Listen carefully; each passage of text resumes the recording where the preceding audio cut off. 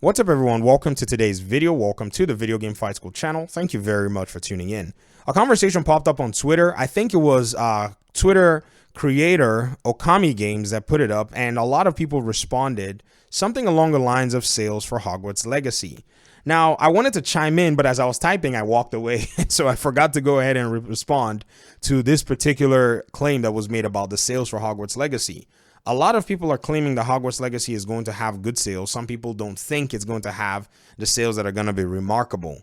Now, it's very difficult for you to be able to judge a lot of game sales. Some game sales have been judged and missed by huge marks. Example of those, in fact, one of those is Marvel's Guardians of the Galaxy. That game had very good reception on Steam right now. The reception of that game is very positive. It did such a good job with its audiences.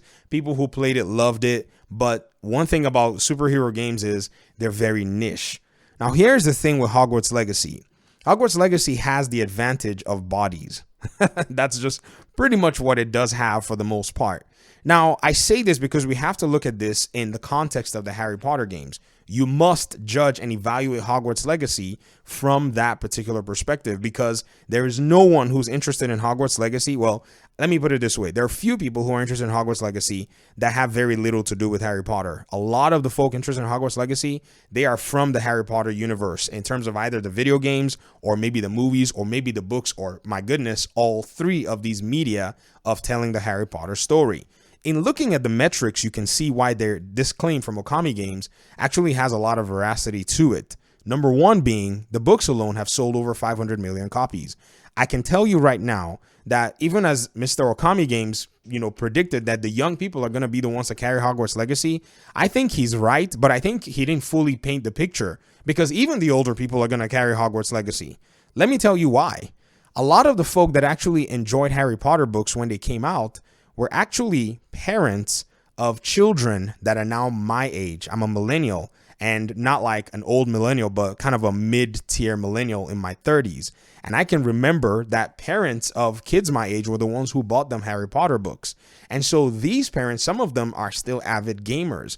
Believe it or not, the highest and the biggest demographics of gamers are from 35 to 65. You can be sure that a lot of these folk are probably going to pick up Hogwarts Legacy. And this is a money spending group. This is not sorry, the 20 years and younger, you guys are still building up yourselves. So financially, most of you are going to have to decide when it comes to your video game purchases and all of the above. These are folk that go, oh, Hogwarts Legacy is not on a PlayStation 4.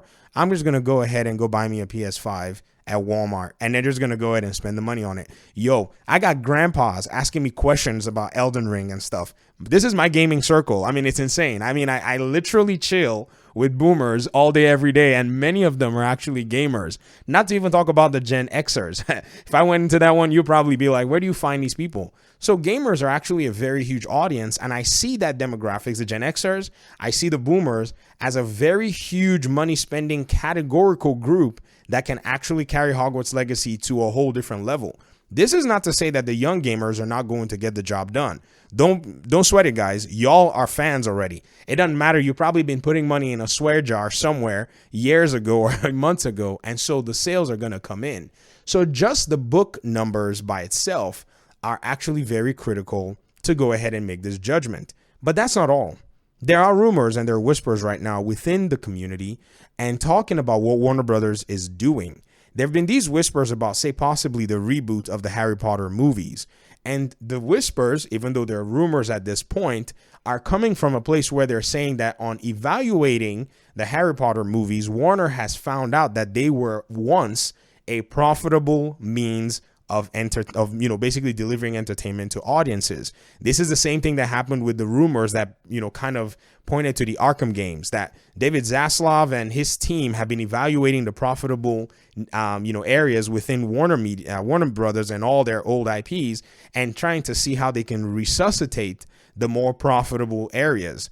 Now, on paper, or even just by your raw perception, you can tell that the Harry Potter movies enjoyed a lot of success over the years. I mean, they literally churned out 7 movies for this particular franchise, and those movies really did well. They sat well with the audiences. So looking even on that front, you're starting to see where that possibility is that Hogwarts Legacy has that potential to be profitable on paper. In fact, the green lighting of the game over maybe 5 years ago or maybe earlier in terms of a concept or in terms of somebody having it at the back of their minds is probably also another, level of evidence. Because yes, the last movie I think was done in like 2011. And if you think about that particular area and that game, that was basically 11 years ago. So this game was probably conceived maybe somewhere just a few years after that. Hey, why don't we make a game in the Harry Potter universe?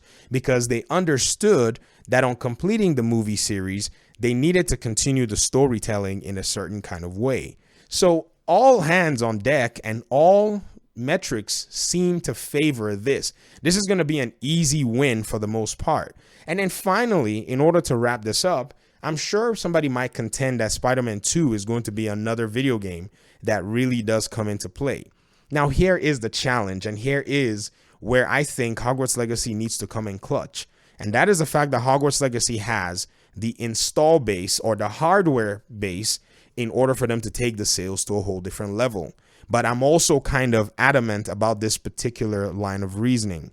Hogwarts Legacy was first, in a sense, promised to show up on the Xbox One and PS4 as well as the new generation consoles and Switch. If they can deliver this promise, they're going to beat Marvel Spider-Man in the sales with ease. But if they cannot deliver on that promise, then Marvel Spider-Man maintains a very strong edge, even though it will be a really strong competition. Because the Xbox One and the PS4 versions are going to basically open the door for more sales. Even the Switch version can kind of, maybe they can do the Guardians of the Galaxy thing, where Guardians of the Galaxy, you can actually play it on Switch, but you have to stream it off of a server somewhere. But in terms of Hogwarts Legacy, I think they probably need to go that route and just put the game on an online server, and then you can just pretty much play the game wherever you are, but you need an internet connection. That would probably provide a middle ground because the Switch hardware seems to be challenged in taking on this game. The PlayStation 4 and the Xbox One version need to be delivered. I honestly do not care how these devs are. Well, let me not say that. Don't crunch, devs. Don't give yourselves PTSD, but understand that this is very critical.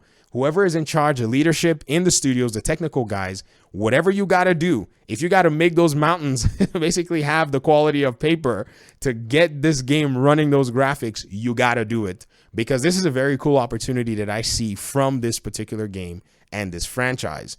I'll stop here. Maybe I'll probably continue this conversation. I enjoy this kind of stuff, and I'm sure there are many more reasons that lean into the possibility of Hogwarts Legacy basically blowing everything out of the water over the course of, say, maybe a few months. It has the potential to be an Elden Ring. Keep in mind, it also has some potential as well to get some drawback. I kind of see it, but I can unsee it because the fandom is a different fandom. It's not the nitpicky fandoms that we've seen in the last few months, like the DC Games fandom. I'm sorry. Hey, I am on to you guys because y'all were so picky with Gotham Knights, and so I'm watching you guys under a microscope. We're going to see how you guys react to a lot of video games. But that aside, we'll talk about those areas later. We'll talk about the technical aspects, hopefully in another video. Let me hear your thoughts in the comment section. Peace out.